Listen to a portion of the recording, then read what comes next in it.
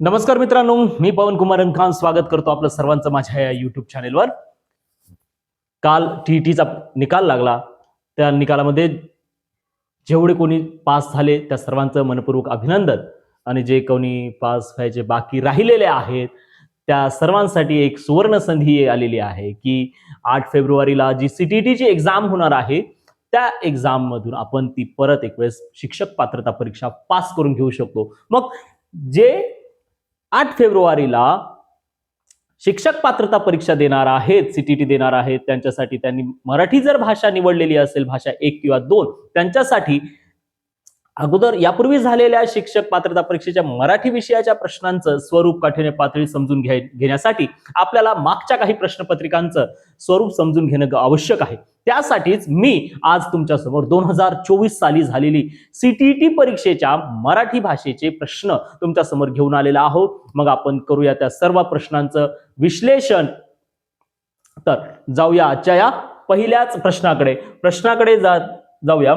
मग आपल्याला ह्या मराठी विषयाच्या मराठीच्या पॅडागॉजीचे प्रश्नांचं स्वरूप लक्षात घ्यायचं आहे की एक पॅसेज असतो, अनसीन पॅसेज, एक पोयम असते, त्या पॅसेजवर प्रश्न असतात, काही एक पोयम असते त्या पोयमवर प्रश्न असतात, आणि काही ग्रॅमॅटिकल क्वेश्चन्स, बाकी काही अध्यापन शास्त्राच्या पॅडागॉजीचे क्वेश्चन्स असतात. मग त्या सर्व प्रश्नांचं स्वरूप आपल्याला समजून घ्यायचं आहे. 2024 साली झालेली ही सीटीईटी परीक्षा, त्या परीक्षेचा पॅसेज आणि त्या पॅसेजवर आलेले काही प्रश्न. चला तर मग जाऊया त्या पहिल्याच क्वेश्चनकडे. सुरुवातीला आपण हा पूर्ण भला मोठा एवढा मोठा दिसणारा जो पॅसेज आहे ते वाचून घ्या. हा पॅसेज फक्त दिसायलाच मोठा आहे, बट याच्यावर जे काही प्रश्न विचारलेले आहेत ते अगदी सोपे प्रश्न आहे. तर वाचून घेऊया पहिल्यांदा आपण हा पॅसेज काय वाचून घेऊया. भाषा 1 ज्यांनी निवडलेली आहे, भाषा 1 ज्यांनी निवडलेली आहे त्या भाषा 1 साठी हे प्रश्न आहे. भाषा 1 साठी भाग 4, प्रश्न क्रमांक 91 ते 120 भाषा 1 मध्ये. मग ह्या पॅसेजकडे जाऊया. लग्नानंतर एकदा आईच्या घरी गेले तेव्हा झाडं अगदी बेचैन असल्यासारखी वाटली, उदास वाटली. त्यांची जणू वाढच खुंटली होती.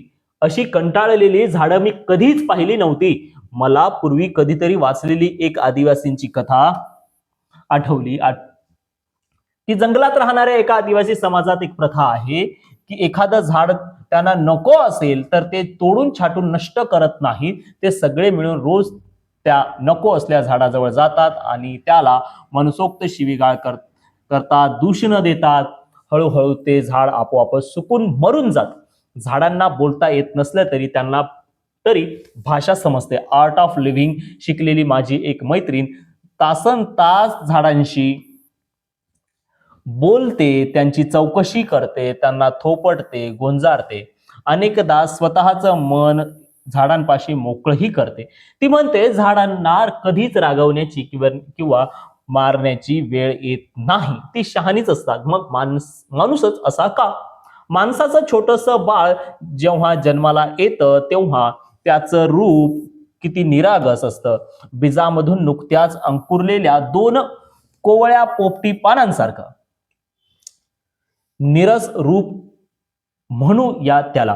कुठल्याही भावभावनांचा स्पर्श न झालेलं, व्यवहारी विश्वात संचार करणाऱ्या, आपल्या आईच्या उदरात सुरक्षितपणे राहणारा तो जीव म्हणजे निसर्गाचं मानव प्राण्याच्या जीवनचक्रातलं सर्वात सुंदर, सर्वात निर्मळ रूप. सत्य असत्य, व्यवहार व्यापार या कशाचाही स्पर्श न झालेलं त्यालाही सत्यच प्रिय असतं. त्याच्या दृष्टीने सत्य म्हणजे त्याची माता, निसर्गाच्या विलक्षण निकट असलेली, किंबहुना निसर्गाशी प्रामाणिक असलेली त्याची आई. अंकुरणाऱ्या बीजाला जशी माती तशी तान्हुल्याला माता. जसं मूल मोठं होतं तसं ह्या व्यवहारी जगात तरबेजपणाने जगणारी माणसं, त्याच्या अवतीभोवतीचे आपण सगळेच त्याला निसर्गापासून दूर नेतो. प्रत्येक सजीवाला आतला आवाज असतो. त्यांच्यातल्या संजीवनतेचं, चैतन्याचं ते रूप असतं. प्रत्येक सजीवाला मूलतः त्या आतल्या आवाजाचं आकर्षण असतं. पण दिवसागणिक वाढणाऱ्या त्या बाळाला आपण प्रयत्नपूर्वक व्यवहारी जगात खेचतो. इथली मूल्य फारच वेगळी असतात. इथलं जीवन हे व्यवहारमय झालेलं असतं. एवढा मोठा भल्ला मोठा लांबलचक पॅसेज आपल्याला दिलेला आहे. आता त्या पॅसेजवर कोणकोणते प्रश्न आहे, कसे प्रश्न आहे ते आपण समजून घेऊया, वाचून घेऊया. चला तर जाऊया या पॅसेजकडे, पॅसेजच्या या प्रश्नांकडे. प्रश्न पहिला काय म्हणतो, व्याकरणावर आधारित असलेला प्रश्न. पणच्या खाली अंडरलाईन असायला पाहिजे. ज्या पद्धतीचं उत्तर दिलेलं आहे आन्सर की नुसार, की पण हे दिवसागणिक असायला नाही पाहिजे, की वाढणाऱ्या त्या बाळाला यातील अधोरेखित काय आहे, अधोरेखित अंडरलाईन काय असेल पण, तर राईट आन्सर होतं पण. जेव्हा वाक्यामध्ये असतं जसं की पण आहे, परंतु आहे, किंवा आहे, हे जे शब्द आहे हे जेव्हा वाक्यामध्ये असतात तेव्हा ते वाक्य न्यूनत्व बोधक अव्यय असतं. मग जेव्हा आपल्याला अव्यय ओळखायला जर सांगितलं जातं त्यावेळेस पण, परंतु, किंवा, अथवा असे जे काही शब्द आहे,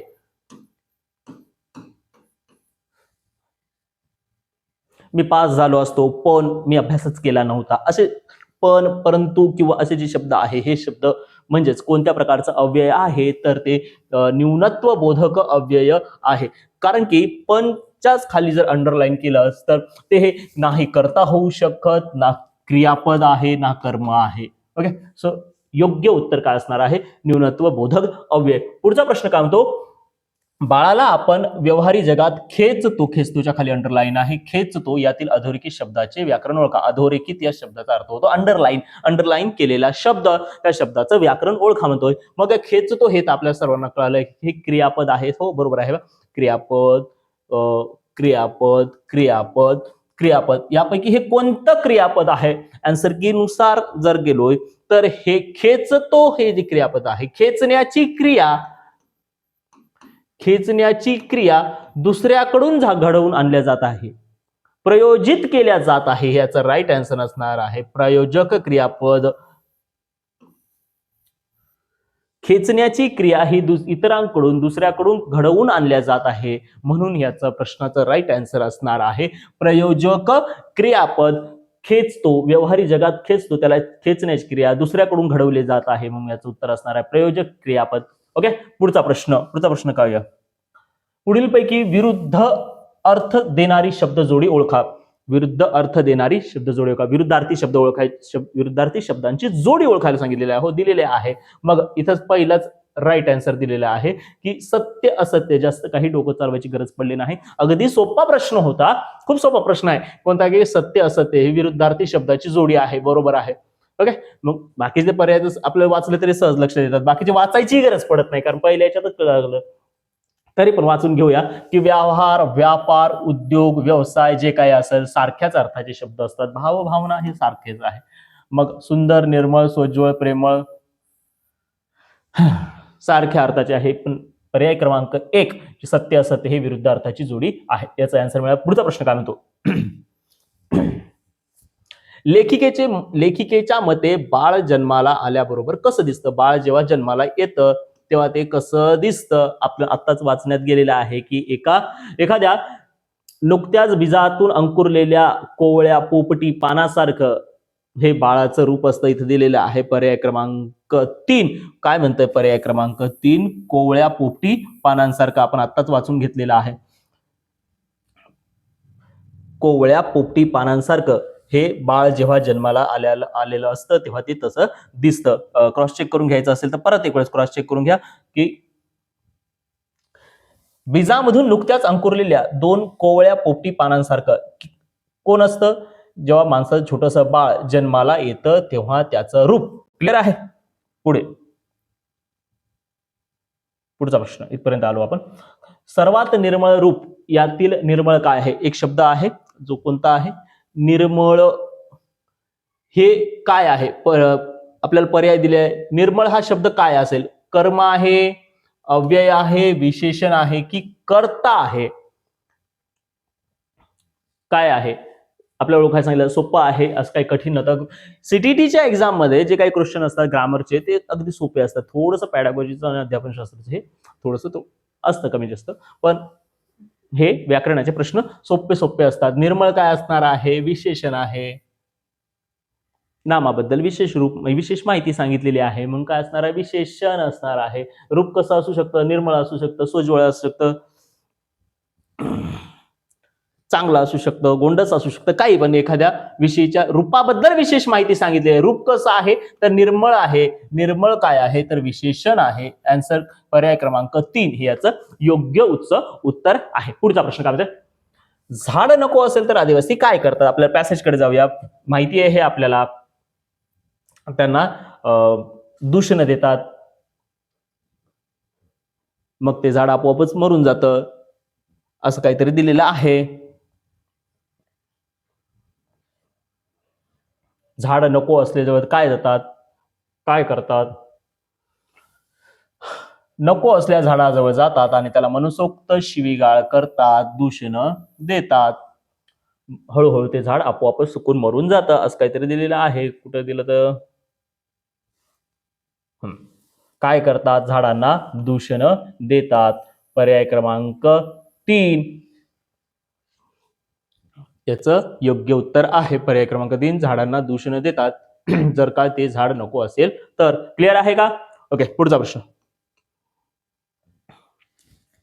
पुढचा प्रश्न काय म्हणतो, लेखिकेची मैत्रीण झाडांशी पुढीलपैकी काय करीत नाही म्हटलेलं आहे. लक्ष द्या, काय करीत नाही, झाडांसोबत काय करत नाही. काय करत नाही? आर्ट ऑफ लिव्हिंगचा कोर्स केलेली ते लेखिकेची मैत्रीण काय करत नाही? झाडांजवळ मन मोकळं करते का? हो करते. झाडांशी बोलते का? हो बोलते. झाडांना रागवते का? नाही, रागवत नाही. आणि झाडांना थोपडते का? हो थोपडते, गोंजारते, मन मोकळं बोलते. ओके, याच्यातले 3 असे पर्याय मिळालेले आहे की जे झाडांसोबत लेखीची मैत्रीण करते. बट झाडांना रागवते का? ते नाही रागावत. सो याचा पर्याय क्रमांक 2 याचा योग्य असं उत्तर आहे. जरी तर तुम्हाला असं वाटलं की हा हे कसं काय, तर हे प्रश्नच आपले पॅसेजच्या आधारावर परत पॅसेजकडे जायचं, त्याला पाहायचं, पॅसेजला रीड करायचे, मग परत या क्वेश्चनकडे यायचं, क्रॉस चेक करून घ्यायचं हे बरोबर आहे किंवा नाही. माझं वाचून झालं, पुढे जाऊ. एक क्वेश्चन राहिला. निरागस या शब्दाचा समानार्थी नसलेला शब्द ओळखा. कोणाचा? निरागस. निरागस या शब्दाचा समानार्थी नसलेला, समान अर्थ नसलेला शब्द ओळखा. कोणता? पारदर्शी, निष्पाप, प्रांजळ, आकस. कोणता असू शकतो? तर हे सारख्याच अर्थाचे शब्द आहे. पारदर्शी, निष्पाप, प्रांजळ, सोज्वळ, निर्मळ. हे पारदर्शी, ज्याचं मन मोकळं आहे, पारदर्शी आहे. आरपारचा आपण त्याच्या मनातलं पाहू शकतो. याला आपल्याला विचारलेला आहे समानार्थी नसलेला. नसलेला कोणता असू शकतो? मग हा आकस. पर्याय क्रमांक 4 आकस म्हणजेच काय? द्वेष, एखाद्याबद्दलचा राग म्हणजेच काय? आकस. पर्याय क्रमांक 4 हे या प्रश्नाचं योग्य असं उत्तर आहे. ओके, आपल्याला याही प्रश्नाचं उत्तर मिळालेलं आहे. नेक्स्ट क्वेश्चन काय म्हणतो, बाळाच्या दृष्टीने एकमेव सत्य. सत्य, बाळाच्या दृष्टीने एकमेव सत्य म्हणजे काय आहे? बाळाच्या दृष्टिकोनातून पाहायचं झालं तर सत्य म्हणजे काय? तर काय आहे? त्याची आई. तर पॅसेजमध्ये तसं दिलेलं आहे, बाळाच्या दृष्टीने सत्य म्हणजे काय? त्याची आहे. बाकीचे पर्याय काय म्हणले होते की व्यावहारिक सत्य, निसर्ग, विश्व. हे सत्य आहे का त्याच्या नजरेतून? नाही, कारण त्याच्यासाठी त्याच्या आईचं उदर, हेच आईच्या कुशीतच त्याला सगळं काही सत्य जाणवतं. मग त्याची आई बाळाच्या दृष्टीने सत्य आहे. ओके, पर्याय क्रमांक 1. चलो पुढचा प्रश्न.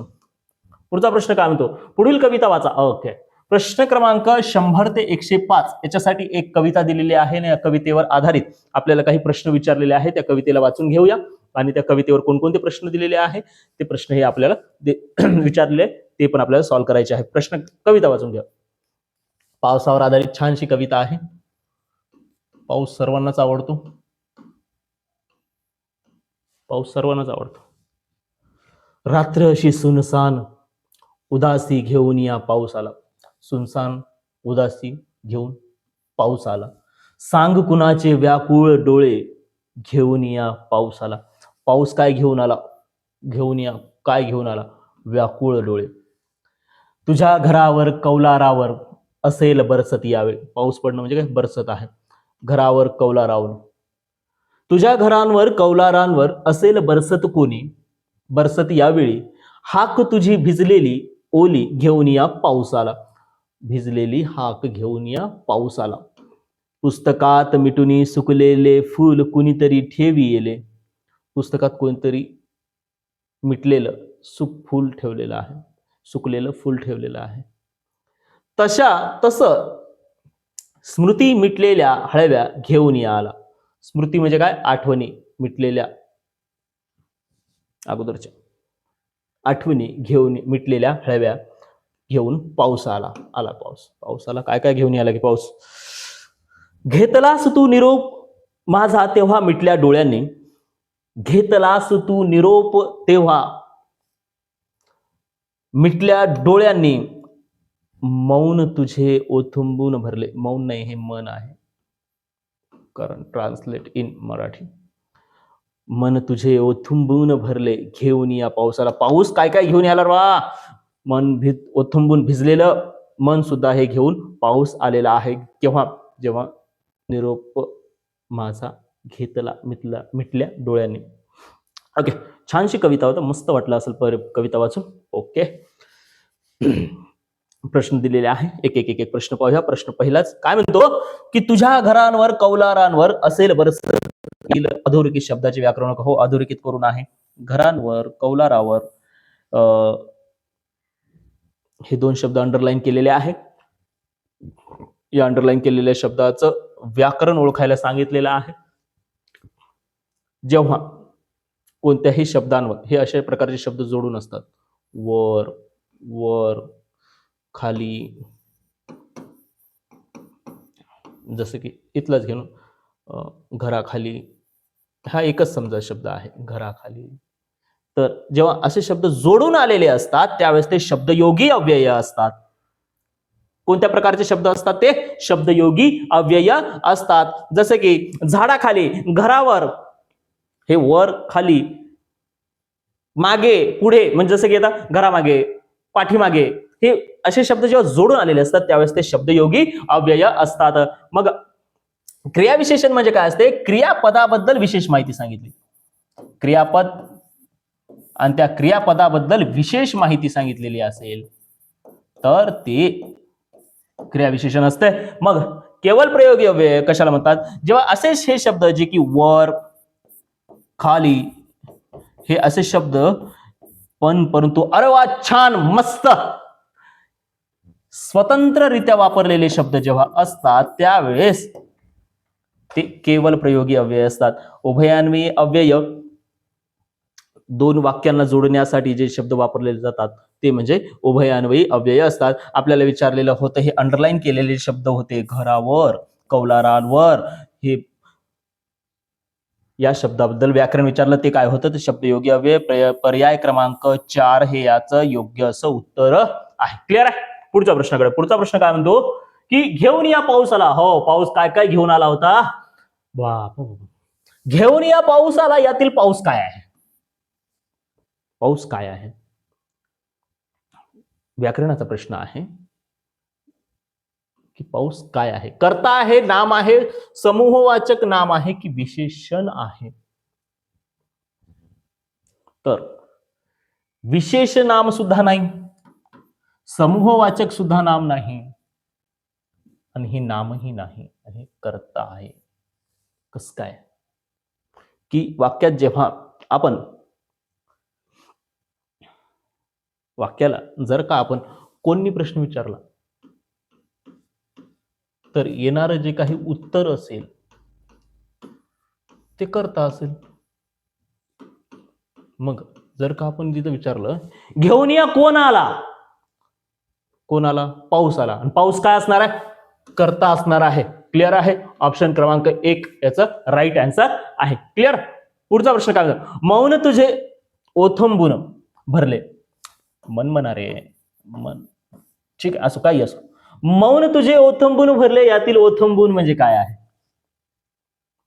जेव्हा एखादी वस्तू काठोकाठ भरलेली असते आणि ते काठोकाठ भरलेली आहे आणि आता ते भरल्यानंतर ही सांडत आहे, त्याला म्हणायचं आहे ओथंबून. नदी ओथंबून वाहत होती म्हणजे काय? नदी काठाच्याही पलीकडे जाऊन वाहत होती. त्या नदीच्या काठाच्या पायाखाली पाणी पडत होतं, मग ती ओथंबून वाहत होती. आपल्याला ओथंबून या शब्दाचा अर्थ विचारलेला आहे. काय काय आहे?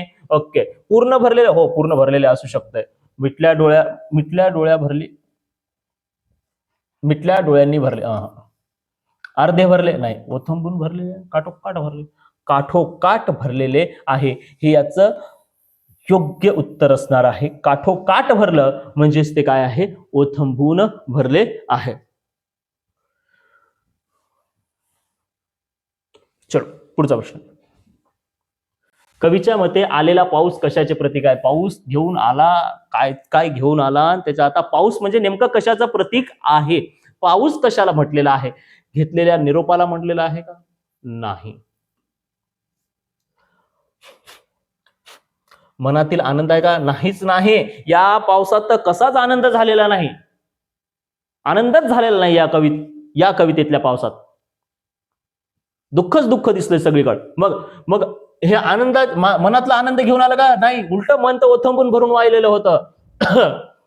काय म्हणते? उदासीनता, हो उदासीनता होती, पण आपल्याला विचारलेल्या प्रश्नाचं उत्तर, आपल्याला प्रतीक पाऊस हे कशाचं चिन्ह असतील, नेमकं पावसाला उपमा दिलेली आहे, कशाला पावसाची उपमा दिलेली आहे हे चेक करायचं आहे. याचं योग्य उत्तर आहे सुकलेल्या फुलांचे. आत्ताच आपण त्या कवितेमध्ये वाचलेलं होतं, पर्याय क्रमांक 4, सुकलेल्या फुलांचे. ते काय म्हणलेलं होतं कवीनं, की जसं काही सुकलेलं फूल पुस्तकामध्ये ठेवलेलं आहे आणि सुकलेल्या फुलाला ह्यांनी कशाचं प्रतीक मानलेलं आहे? पावसालाही म्हटलेलं आहे. चेक करून घ्या वाटल्यास.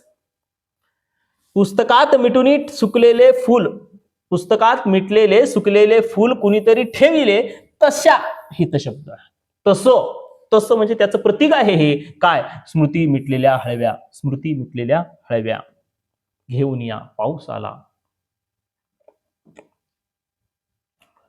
सुकलेल्या फुलांचं प्रतीक म्हणजे काय आहे? पाऊस आहे. क्लिअर आहे? इथपर्यंत काय अडचण? काहीही अडचण नाही, कारण कविता छान होती. पुढे जाऊया. पुढचा प्रश्न काय म्हणतो की प्रस्तुत कवितेत, हो दिलेल्या कवितेतून कवीने पुढीलपैकी काय व्यक्त केलेलं आहे, काय सांगितलेलं काय आहे, काय सांगितलेलं आहे? कविता वाचून आपल्याला सगळ्याच समजलं असेल. पाऊस आला, पाऊस काय काय देऊन गेला, आणि कवीने या पावसाच्या या कवितेतून काय, कोणत्या भावना व्यक्त केलेल्या आहे, कशा प्रकारच्या भावना व्यक्त केलेल्या आहे? तर स्वर्गसुखाचा आनंद झाला का? नाहीच नाही, फक्त वाहतच होतं, व डोळ्यातून पाणी वाहत होतं, फक्त आठवणी वाहत होत्या, त्याच्यामुळे स्वर्गसुखाचा आनंद झालाच नाही. फुलांचे महत्व सांगितले का? हो, पण भावना आहे का? नाही. पावसाचा निरामय आनंद नाहीच दादा, या कवितेत आनंद नाहीच झालेला आहे. या पावसाचा निरामय आनंद झालाच नाही, उलट झाला काय? दर्द, गम, काय तर विरह झाला. विरह भावना व्यक्त केल्या. विरह भावना म्हणजे काय असते? जेव्हा एक व्यक्ती दुसऱ्या व्यक्तीसोबत अलग झालेला आहे, वेगळा झालेला आहे, आणि ते जे वेगवेगळे होण्याचं दुःखाची भावना म्हणजे विरहाची भावना. ऑप्शन क्रमांक 3, प्रस्तुत कवितेतून कोणती भावना व्यक्त केलेली आहे? विरह भावना. चलो ओके, नेक्स्ट क्वेश्चन. पुढच्या क्वेश्चन कडे जाऊया. आलेला पाऊस संपत नाही का? आता संपल 105व्या नंबरवर. आलेला पाऊस पुढीलपैकी काय घेऊन आलेला नाही? काय घेऊन आलेला नाही? काय घेऊन आला? पाऊस आला, काहीतरी घेऊन आला होता, पण याच्यातलं नेमकं काय घेऊन आलेला नाही? ओथंबलेलं मन घेऊन आलेला होता का? हो, ते मौनला आपण मन करत होतो का? ते याच्यासाठी करत होतो की ओथंबलेलं मन घेऊन आलेला होता. व्याकुळ डोळे घेऊन आलेला होता का? भिजलेले, ओथंबून भरलेले व्याकुळ डोळे घेऊन आला होता का? हो. आपल्याला विचारलेलं आहे, काय घेऊन आलेला नाही? काय घेऊन आलेला नाही हे विचारलेलं आहे बरं. आनंदाचे गाणे, आनंद नाहीच ना बा, हे घेऊन आलेला नाहीच. ते पाऊस आनंदाचा घेऊन आलेला नाहीच. पर्याय क्रमांक 2 हे याचं योग्य उत्तर आहे. पर्याय क्रमांक 2. भिजलेली हाक, हो भिजलेली हाकही घेऊन आलेला होता. हे प्रत्येक हे जे शब्द आहे, ओथंबलेलं मन, व्याकुळ डोळे, भिजलेली हाक, हे ऍज इट इज जशाला तसे हे शब्द कवितेमध्ये वापरलेले आहेत. हे सगळं काही पाऊस घेऊन आलेला होता, आणि फक्त आनंदाचं गाणं काय मात्र या पावसाचं घेऊन आलेला नव्हता.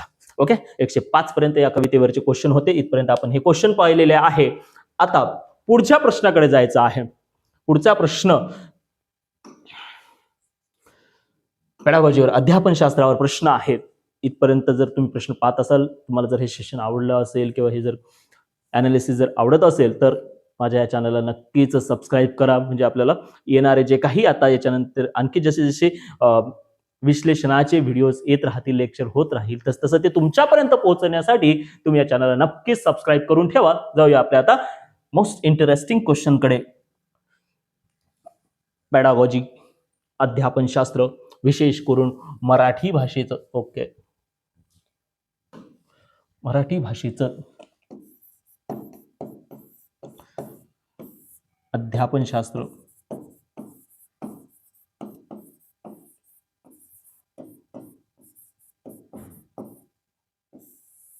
ओके, मातृभाषा आधारित, मातृभाषेवर आधारित बहुभाषिकत्व कशाचा पुरस्कार करते? मातृभाषा, प्रथम भाषा जी आपली मातृभाषा असणार आहे, या मातृभाषेचा आधार घेऊन आपल्याला इतर भाषा शिकायच्या आहे आणि इतर भाषा शिकण्यासाठी आपल्याला मातृभाषेचा कसा आपल्याला वापर करायचा असतो, कसा फायदा होत असते, त्यासाठी नेमकं पुरस्कार करते म्हणजे हो म्हणते. काय कोण 4 तत्व दिलेले आहेत, त्याच्यापैकी कोणतं योग्य असणार आहे? चला, सर्व मुले त्यांच्या शिक्षणाची सुरुवात इंग्रजी आणि घरच्या भाषेतून करतात. अख्ख्या वाक्यामध्ये हे जे शब्द आहे सर्व, या सर्वच्या सर्व मुले त्यांच्या शिक्षणाची सुरुवात इंग्रजी आणि घरच्या भाषेतून करतात.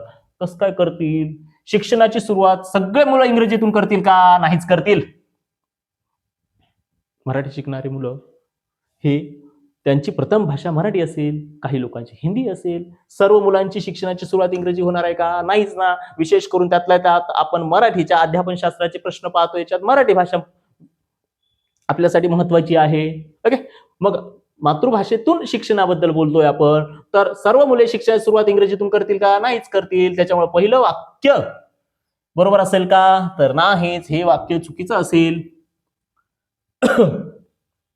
दुसरं वाक्य काय म्हणते की सर्व मुले, सर्व म्हणलं कीच गोंधळ होते, की सर्व मुले प्रथम भाषा हिंदी शिकतात. हिंदी प्रथम भाषा हिंदी सर्व मुले शिकतील का? नाहीच. काही लोक हिंदी मराठी शिकतील, काही इंग्लिश शिकतील. वेगळ्या मुलांची शिकण्याची प्रथम भाषा वेगवेगळी भाषा असू शकते. सर्वांच्या सर्व मुलांची प्रथम भाषा हिंदी असतील का? नाहीच. त्याच्यामुळे दुसरंही चुकलं. तिसरं वाक्य काय म्हणते की सर्व मुलांनी त्यांच्या शिक्षणाची सुरुवात मातृभाषा किंवा घरची भाषा याने करावे. हो, इथं शब्द सर्व जरी असेल तरी त्यांच्या शिक्षणाची सुरुवात मातृभाषेतूनच करावी, हीच मातृभाषेतून करण्यात यावी. हाच तर मातृभाषेच्या आधारावरचा बहुभाषिकत्व शिकण्यासाठी ते योग्य पर्याय असणार आहे. चौथा पर्याय वाचायची गरज असेल का? नाही. त्यामुळे इथंच आपल्याला योग्य उत्तर मिळालेलं आहे. ओके, ह्याही प्रश्नाचं उत्तर तुम्हाला मिळालेलं आहे. आपण पुढच्या प्रश्नाकडे चला. अगला वाला क्वेश्चन क्या बोलतोय की संहिता आकलनाच्या पद्धतीच्या संदर्भातले चुकीचं विधान ओळखा. म्हणजे चुकीचं, योग्य नाही असं. एक छानसे शब्द आहे स्किनिंग, चाळणे, स्कॅनिंग, न्याहाळणे. त्याच्यावर हा प्रश्न आहे. काय म्हणतोय की चाळणे हे फेर पाहणीसाठी योग्य आहे. आपल्याला चुकीचं विचारलं बरं. चाळणे हे फेर पाहणीसाठी योग्य आहे. हो, इथपर्यंत बरोबर आहे. तर न्याहाळणे विशिष्ट उत्तर शोधण्यास मदत करते. हो, न्याहाळण्यासाठी विशिष्ट उत्तर शोधाय. विशिष्ट काय शोधत असतो रे बाबा? की न्याहाळणे म्हणजे विशिष्ट गोष्ट शोधणं. काय असते? एखादी वेळ, तारीख, घटना, इसवी सन, साल, नाव, एखादं विशिष्ट नाव शोधणं म्हणजे न्याहाळणं असतं. न्याहाळणं म्हणजे काय? न्याहाळणं म्हणजे विशिष्ट काहीतरी गोष्ट शोधणं. रस्त्यानं स्कॅनिंग करत नाही का आपण? रस्त्यानं जाताना काही गोष्टी, एखाद्या दुकानावर गेलं तिथं आपण म्हणत नाही का स्कॅनर आहे का, स्कॅनर आहे का? स्कॅन करतो ना आपण तिथं. म्हणजे विशिष्ट तू बारकोड स्कॅन करतो ना, म्हणजे ते आहे स्कॅनिंग. नेक्स्ट काय म्हणतोय? चाळणे आणि न्याहाळणे या दोन्हीतही जलदपणे मजकुरावर दृष्टिक्षेप अपेक्षित असतो. हो, चाळणे आणि न्याहाळणे दोन्ही जलदपणे भरभर मजकूर जे काय आपल्याला दिलेलं आहे वाचायला, लिहायला, वाचायला, मजकुरावर दृष्टिक्षेप अपेक्षित असतो. दृष्टिक्षेप अपेक्षित असतो म्हणजे त्याच्यावर नजर टाकणं अपेक्षित असते. कशी? जलदपणे. बरोबर. ओके. त्याच्यामुळे दुसरं वाक्य ही बरोबर आहे. तिसरं वाक्य काय म्हणतं? चालणे म्हणजे स्किमिंग. या प्रक्रियेत मजकूर भरभर पाहिला जातो. बरोबर आहे. भरभर भरभर भरभर पाहिला जातो की त्यालाच तर आपण चालणे म्हणतो. की आपण जेव्हा म्हणतो की हा परीक्षा जवळ आली, परीक्षा जवळ आले, मागे वाचून झालेले, एकदा पुस्तक पाहून घे, भरभर चाळून घे, 4 पानं चाळून घे. तसंच हे चालणं म्हणजे काय आहे? स्किमिंग आहे. ज्याच्यामध्ये आपण हे अपेक्षित असतं आपल्याला की एखादा मजकूर जे काय आपल्याला वाचून झालेला आहे ते परत वाचायचं आहे. ओके. तर न्याहाळणे म्हणजे काय? जे वाचून झालेलं आहे त्यात विशिष्ट माहिती शोधली जाते, त्याला असं न्याहाळणं म्हणतो आपण. आताच तर म्हणलं स्कॅनिंग करणं, विशिष्ट गोष्ट माहित करणं. जे काय आपण शोधायचं आहे, जे काही मजकूर आहे, जे धडा आहे, जे पाठ आहे, जे काही वाचलेलं आहे त्याच्यातलं विशिष्ट, हा हेच नाव होतं का, हेच नाव होतं का, हेच तारीख होती का, हेच प्लेस होतं का, हेच लोकेशन होतं का, ही विशिष्ट गोष्ट शोधणं म्हणजे न्याहाळणे असते. त्याच्यामुळे वाक्य क्रमांक 3 हे सुद्धा योग्य आहे. आता चौथं वाचायची गरज आहे का? ओके, वाचायची गरज आहे. कसं काय वाचायची गरज आहे? माहिती घ्यायचं ना आपल्याला, कुठे आन्सर काढायचा आहे, आपल्याला प्रश्न कसे असते हे समजून घ्यायचं आहे. आणि ते प्रश्न सोडवायचे असेल तर ते वाचायचं कसं हे समजून घेणं आहे. आपल्याला उत्तर शोधत बसायचं नाही. म्हणजे आत्ता जे आहे का, आत्ता जे काही चालू आहे याच्यात आपल्याला उत्तर काय हे शोधायचं नाही. मग काय म्हणते चौथं? की चालणे म्हणजे सखोलपणे वाचणे. इथं आत्ताच म्हणलो होतो आपण की सखोलपणे नव्हे वाचायचं, आपल्याला भरभर वाचायचं आहे. चालणे म्हणजे काय? मजकूर भरभर वाचायचा. सखोलपणे वाचायचं का नाही म्हणजे इथंच चुकलं. आणि न्याहाळणे म्हणजे घाईघाईने केलेलं वाचन आहे का? नाही, घाईघाईने केलेलं वाचन नव्हे. हो होय, पण विशिष्ट गोष्ट शोधणं, विशिष्ट घटक शोधणं म्हणजे न्याहाळले आहे. ओके. याचं आणि आपल्याला विचारलंच काय आहे? चुकीचं. आपल्याला चुकीचंच तर शोधायचं आहे. चुकीचं विधान शोधायचं. पर्याय क्रमांक 4 हे याचं योग्य असं उत्तर असणार आहे. जाऊया, आपल्याला याचं उत्तर मिळालं. जाऊया आता पुढच्या प्रश्नाकडे. पुढचा प्रश्न काय म्हणते? की जेव्हा मुले भाषेच्या माध्यमातून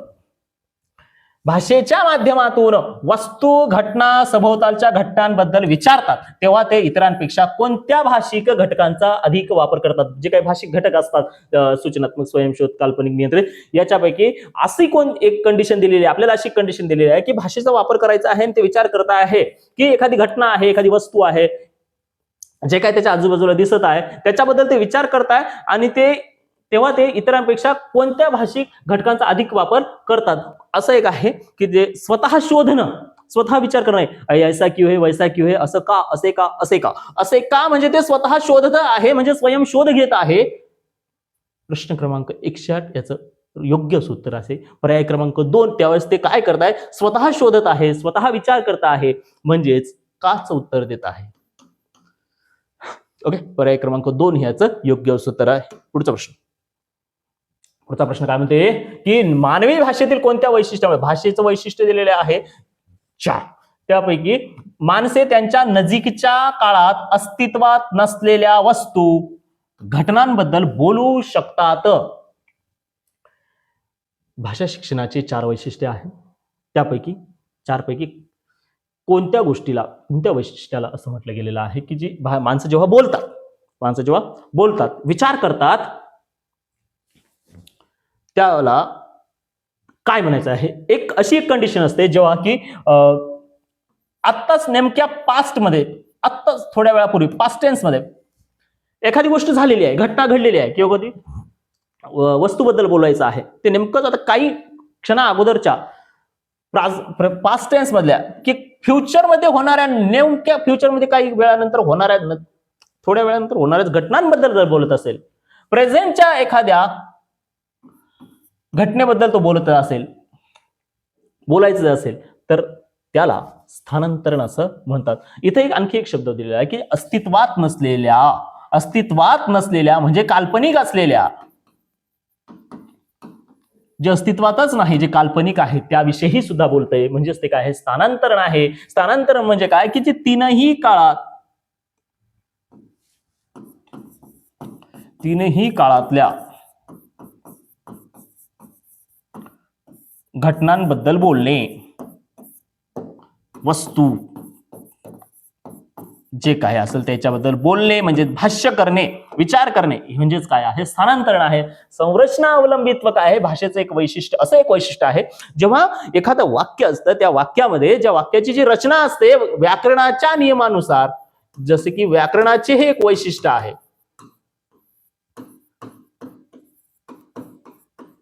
कोणतं वैशिष्ट्य आहे व्याकरणाचं, की त्याला त्या व्याकरणाच्या वैशिष्ट्यानुसार भाषा बोलणं लिहिणं म्हणजे संरचना अवलंबित्व आहे. जसं की उदाहरणार्थ जर सांगायचं जर झालं तर कर्त्यानंतर कर्म घ्यावा, मग कर्मानंतर क्रियापद घ्यावं. हे एक स्पष्ट संरचना आहे, त्याला म्हणायचंय संरचना अवलंबित्व. आपल्याला याबद्दल बोलायचंय, तेच राईट आन्सर आहे स्थानांतर. तारतम्य म्हणजे काय, की एखादा शब्द असतो, पद असतं, अक्षर असतं, त्याची रचना त्याची व्यवस्थित मांडणी करणं. जसं की एखादं पद आहे, एखादा शब्द आहे, एखादा अक्षर आहे, त्याची व्यवस्थित मांडणी करणं, योग्य मांडणी असणं म्हणजे काय, तारतम्य असतं. तारतम्य उदाहरण काय, एखादा शब्द आहे तो पंग, याला जर योग्य मांडणी कशी करायची आहे, पतंग, याचा काय अर्थच लागत नाही ना. म्हणजे योग्य मांडणी करणं म्हणजेच काय आहे, तारतम्य आहे. हे जे स्वच्छंदता असते का स्वच्छंदता म्हणजे काय असते, की पदांची मांडणी योग्य करणं, व्याकरणाचे अलंकाराचे अलंकार समजून घेणं. ओके. पण आपल्याला हा प्रश्न जे काही विचारलेला होता त्या प्रश्नानुसार की भाषेचं वैशिष्ट्य विचारलेलं होतं, त्या गोष्टीचं कोणती गोष्ट जी एखाद्या व्यक्ती जर माणसं जर आपल्या नजीकच्या नेमक्याच काही वेळात नजीकच्या काळाबद्दल बोलत असतील किंवा काल्पनिक घटनाबद्दल, काल्पनिक वस्तूबद्दल जर का भाष्य करत असतील तर ते कोणतं भाषेचं वैशिष्ट्य आहे, तर ते आहे स्थानांतरण. पर्याय क्रमांक 3, त्याला डिस्प्लेसमेंट असं म्हटलेलं आहे. आपल्याला योग्य उत्तर मिळालं. आपण जाऊ पुढच्या प्रश्नाकडे. पुढचा प्रश्न काय म्हणतो, आकलनासह वाचन. वाचन नुसतं करायचं, नुसतं वाचन करायचं नव्हे, वाचून आकलन करायचं, आकलन करून घ्यायचं म्हणजे समजून घ्यायचं होय. मग आकलनासह वाचन या संदर्भात पुढीलपैकी कोणते कौशल्य, हे कौशल्य आहे बरोबर आहे, हे कोणते कौशल्य गृहीत धरले जात नाही, म्हणतोय की कोणते कौशल्य गृहीत धरले जात नाही. हो, वाचन करायचं आहे, त्याचं आकलन करायचं आहे, वाचायचं समजून घ्यायचं, नुसतं वाचायचं सोडून द्यायचं असं नाही, हे काही कौशल्य नाही. की वाचणं आणि ते त्याचं आकलन होणं, समजून घेणं, मग हे जे कौशल्य आहे याच्यामध्ये कोणती गोष्ट गृहीत धरली जात नाही म्हणतोय.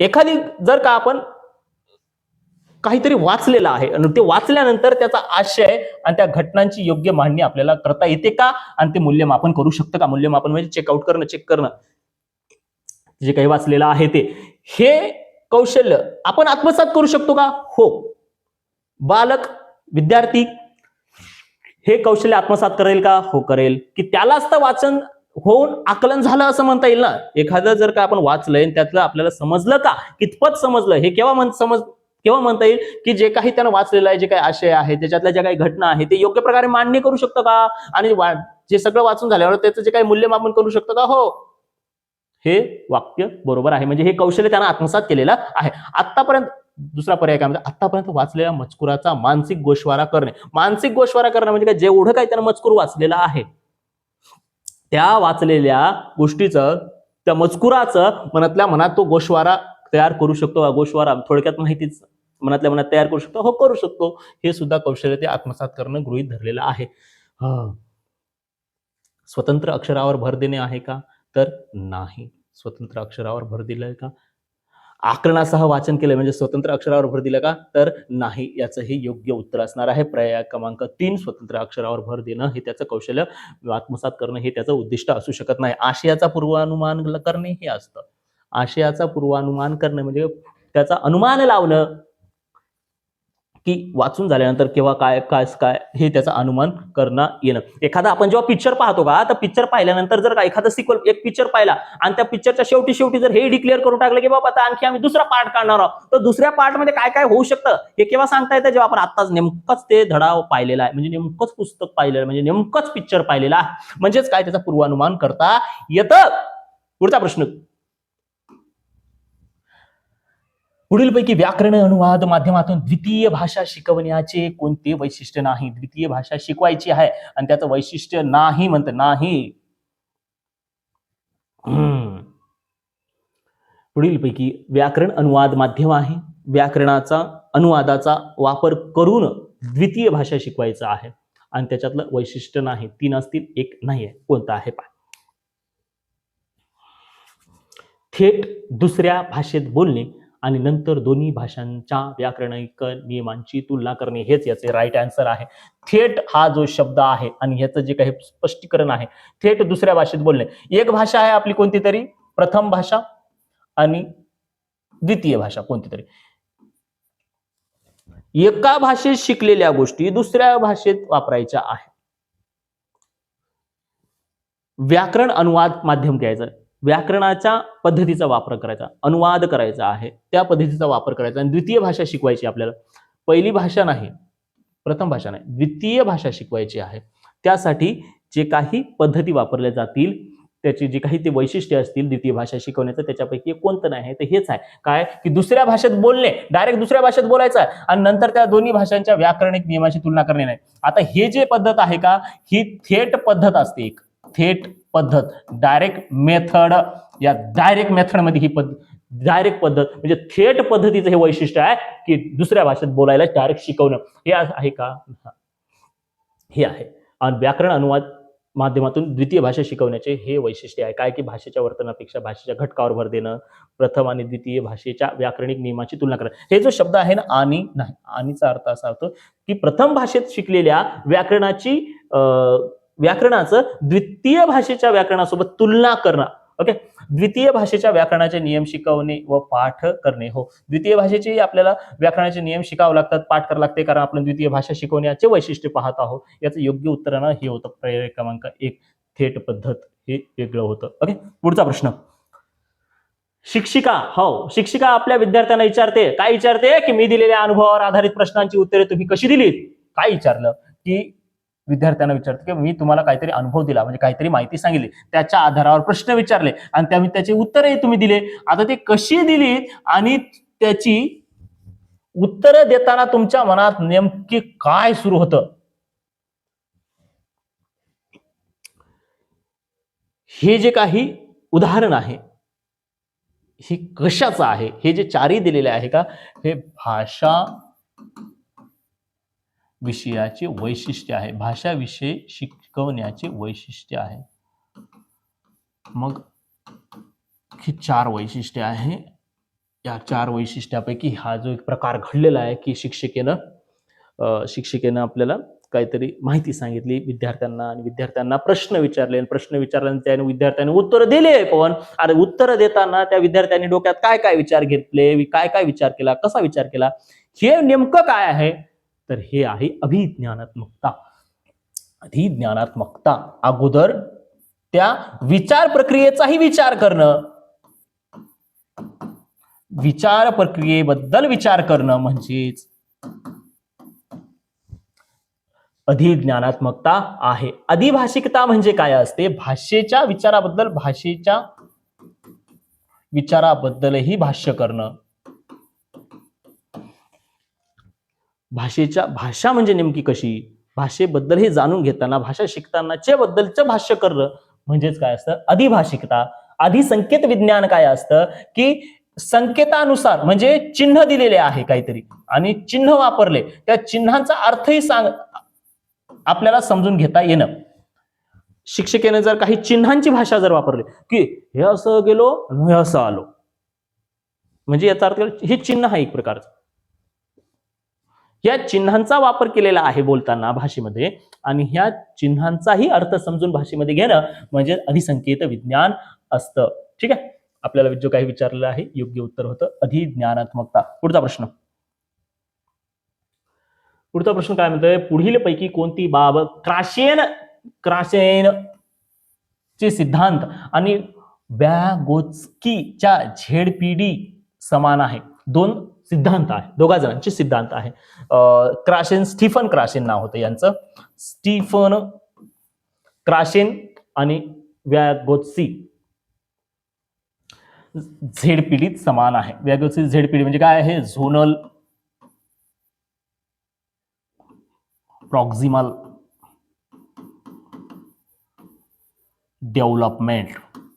ओके, या दोन्ही तत्वामध्ये एक गोष्ट सारखी आहे, म्हणजे ते गोष्ट कोणती होती तर आदान सिद्धांत. ती गोष्ट कोणती आहे, आदान सिद्धांत. ओके,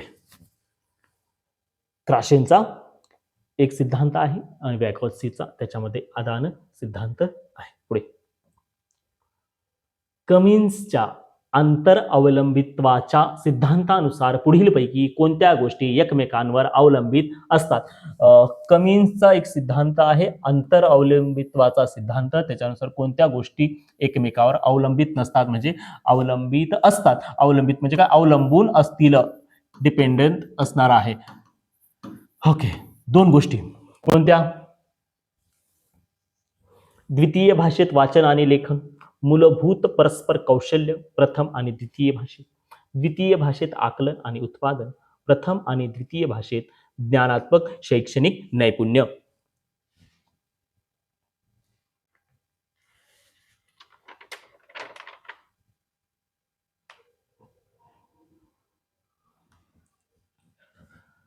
ओके, कमिन्सचं म्हणणं काय आहे की एकमेकावर अवलंबून असतील, की एक भाषा शिकतोय आपण आणि दुसरी भाषा शिकतोय म्हणजे प्रथम भाषेतले कौशल्य द्वितीय भाषेत वापरता येणं म्हणजेच आंतर अवलंबित्वाचा सिद्धांत आहे. कोणाचा? कमिन्सचा. काय म्हणणं आहे कमिन्सचं की एका भाषेत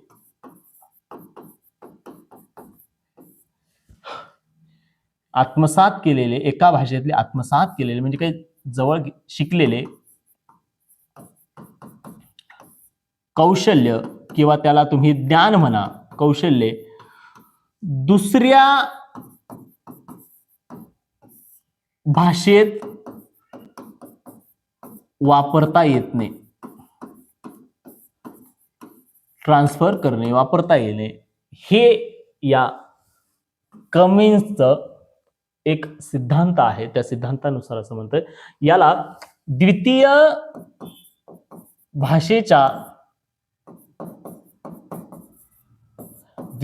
भाषा शिक्षणाचा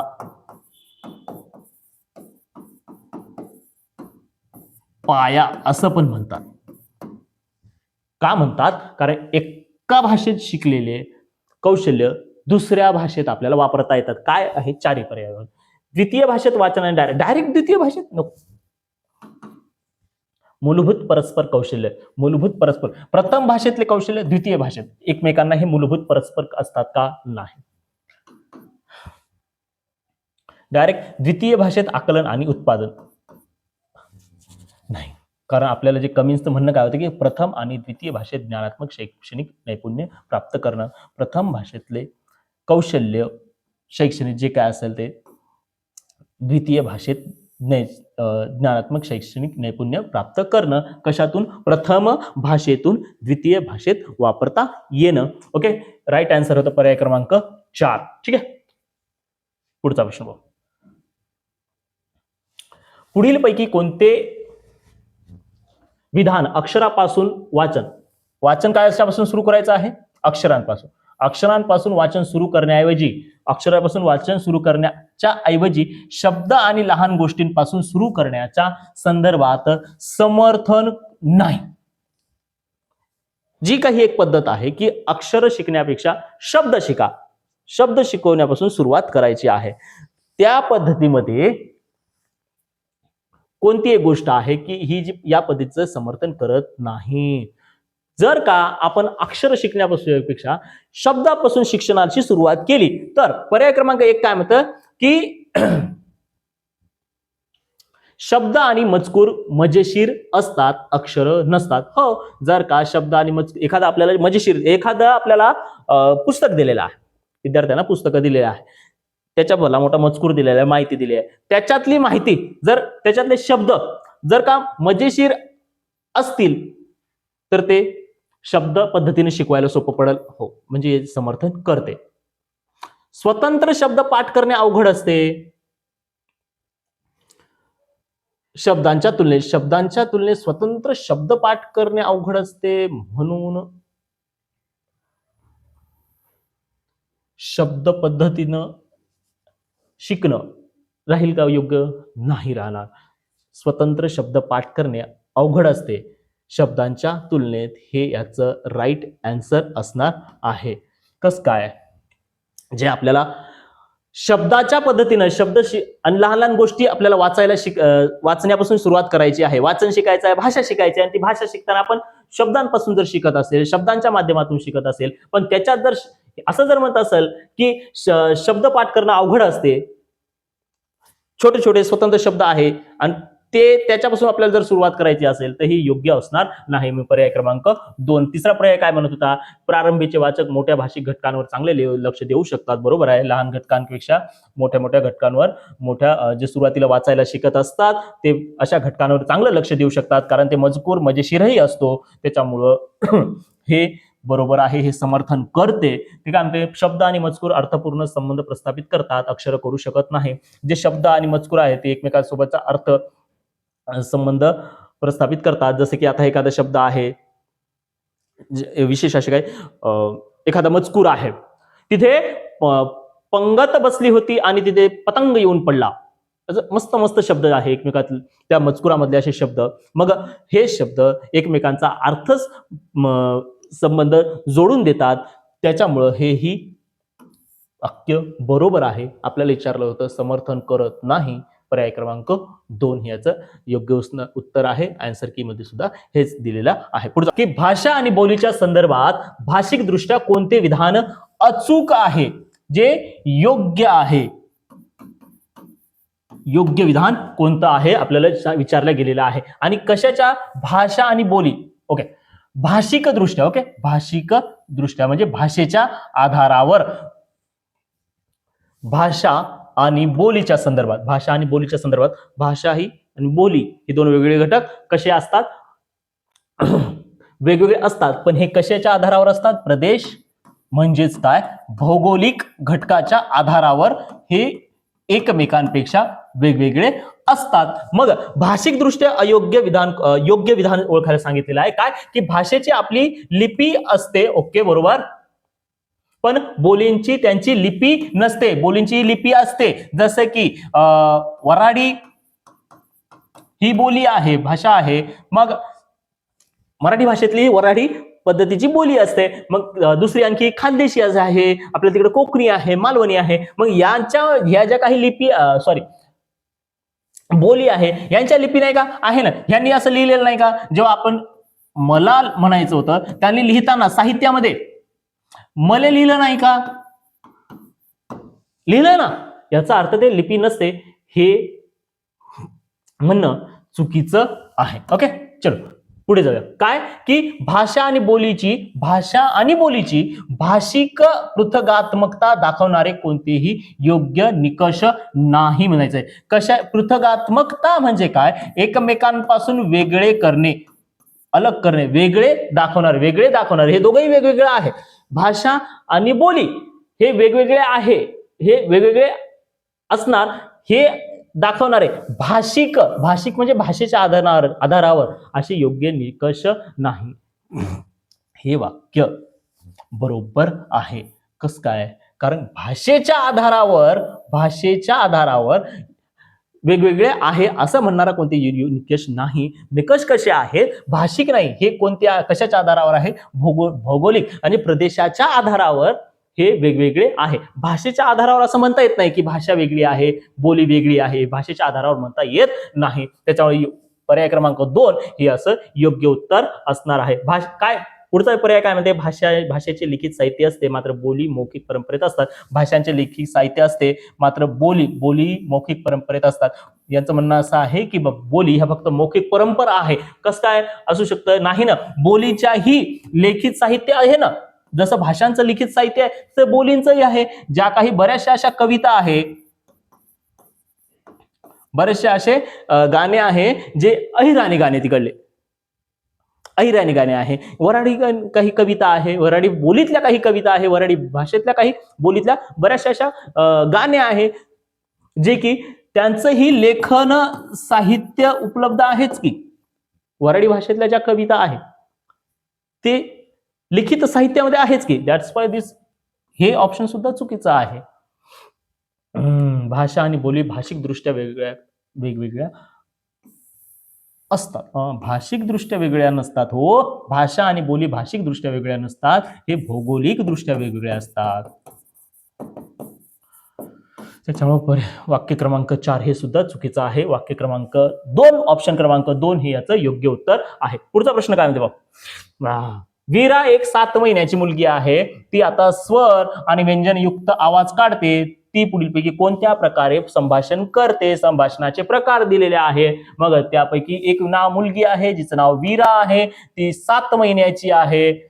हा जो प्रश्न आहे बालकाचे अवस्था आणि त्या अवस्थेनुसार त्याने काय शिकत असतं याच्यावर आधारित हा प्रश्न काय म्हणते की 7 महिन्याची मुलगी आहे. आता जे हुंकारणे जे असतंय बालकाचं, ते हुंकारणे म्हणजे फक्त स्वर बाहेर काढणे आणि हुंकारणे जे स्वर उच्चारते ते सुरुवातीच्या 2 ते 4 महिन्याचं जे काही बालक असतं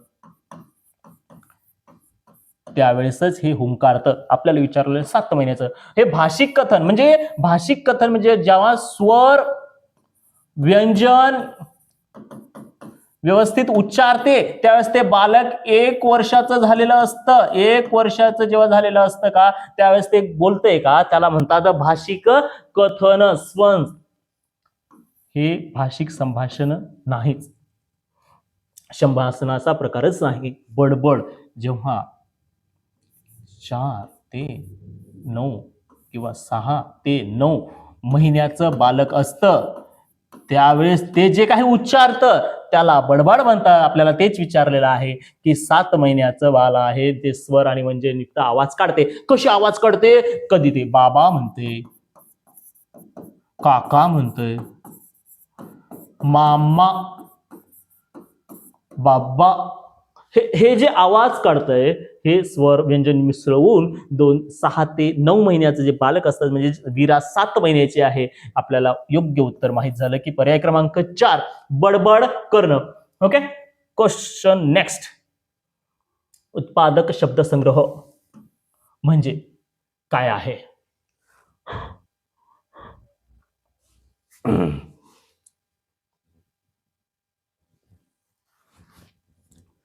असे काही शब्द जे जुने शब्द आहेत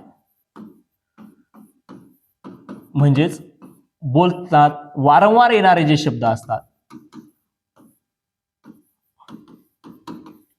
जे वारंवार येणारे शब्द जे आहेत ते म्हणजेच उत्पादक शब्दसंग्रह आहे.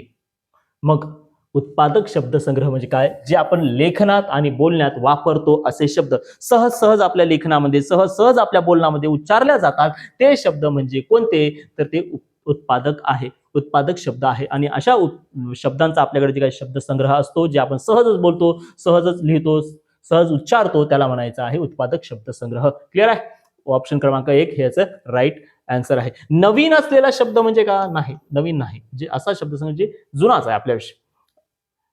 एखादा शब्द जसं ऐकतो तसं त्याला ओळख नाही. आता एखाद्यानं ऐकला मग मला तेव्हा तो माहीत झाला म्हणजेच तो नवीन आहे. म्हणजे हेही उत्तर बरोबर नाही. ओळींच्या पलीकडे जाऊन शब्द वाचल्यास लक्षात येतो. असा शब्द नाही. जे आपल्याला परिचयाचा असतो, जो ओळखीचा आहे, तो जे आपण नेहमी सहज असा लिहू शकतो तो शब्द म्हणजे काय असतो? उत्पादक शब्दसंग्रह. मग याचा पर्याय क्रमांक 1 ह्याचा राईट आन्सर आहे. पुढचा प्रश्न काय म्हणतो? पुढीलपैकी कोणते विधान भाषा आत्मसात तंत्र नॉम चॉक्सी चे योग्य विश्लेषण नाही? एक छान नाव आहे, नॉम चॉक्सी.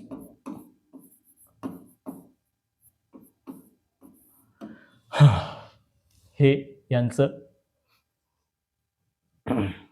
सिद्धांत आहे.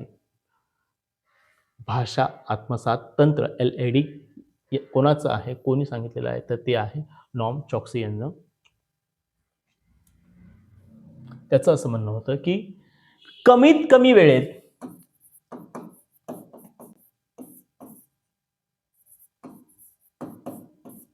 कमीत कमी वेळ आणि भाषा आत्मसात करायची.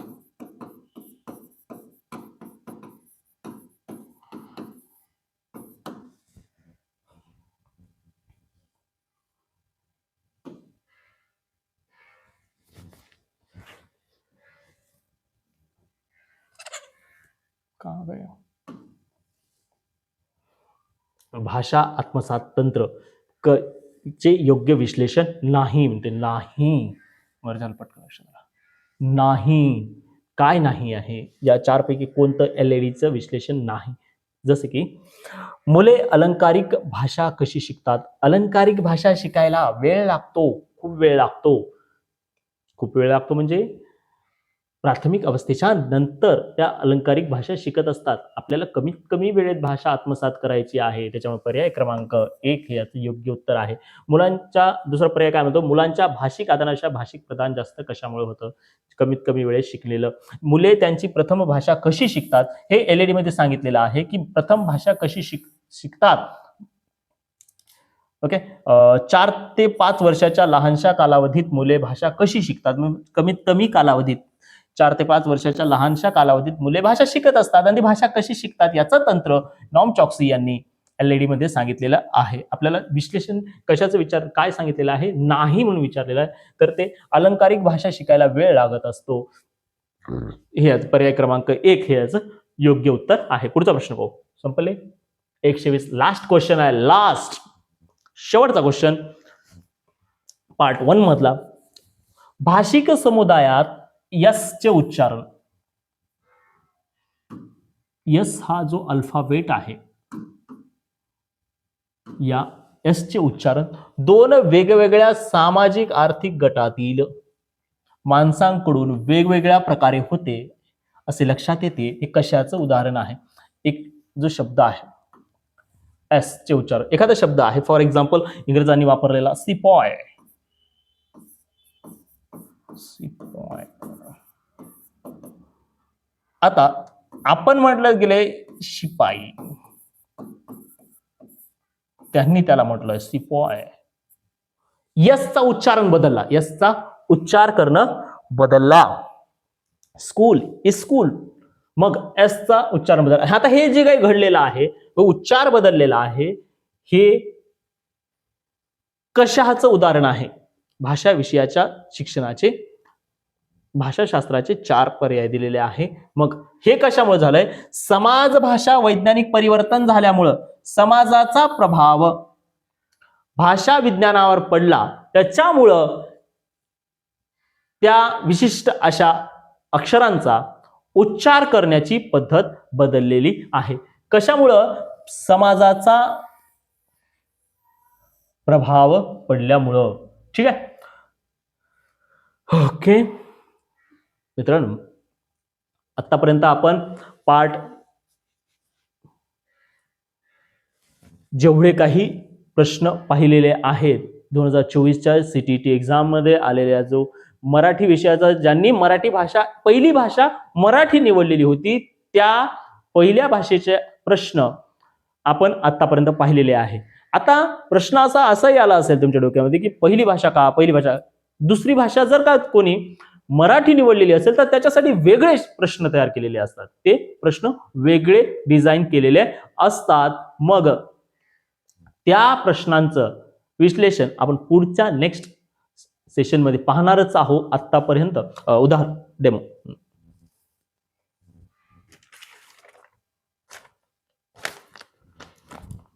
हा प्रश्न पेपर 2024 त्या पेपर मध्ये इथे दिलेला आहे. परीक्षार्थींनी भाषा 1 चा पर्याय मराठी हा जर निवडलेला असेल तर त्यांच्यासाठी काही प्रश्न आणि पुढे दिलेला आहे. भाषा 2 जर मराठी निवडलेली असेल तर त्यांच्यासाठी वेगळा पॅसेज आणि वेगळे प्रश्न हे दिलेले आहेत. ओके, आतापर्यंत जे काही झालेलं आहे हे जर तुम्हाला आवडलेलं असेल तर या चॅनलला नक्की जास्तीत जास्त सबस्क्राईब करा. येणारे जे काही आणखी एक्स्ट्रा अनालिसिस व्हिडिओ येतील त्यासाठी ते जर तुम्हाला पाहायचे असतील तर या चॅनलला नक्कीच सर्वांनी सबस्क्राईब करायचे आहे. तुमच्या जर काही डाऊट्स असतील, काही जर क्युरीज असेल, काही जर म्हणायचं असेल तुम्हाला, नक्कीच लाईक करा, शेअर करा, कमेंट करा आणि येणाऱ्या व्हिडिओसाठी थोडा सपोर्टच करा. Thank you so much.